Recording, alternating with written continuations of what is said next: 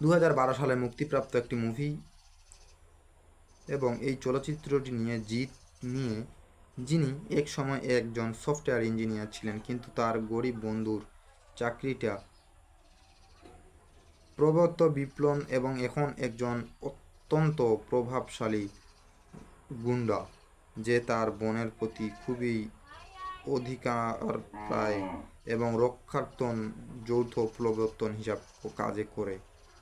এবং সূর্য পৌলমীর অসুন্ধ কলকাতার আসে এবং মদন মোহনের সারমশর তাদের বাড়ির কাস্টকমি এবং মিঠুন নিয়েই কোয়েলকে নিয়েই মুভিটি উপস্থাপন করা হয়েছিল।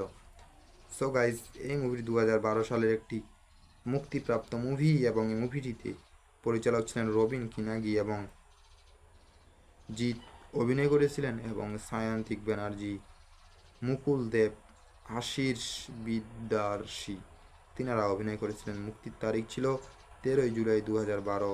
চলমান সময় ছিল 1 ঘন্টা 60 মিনিট। দেশ ছিল ভারত।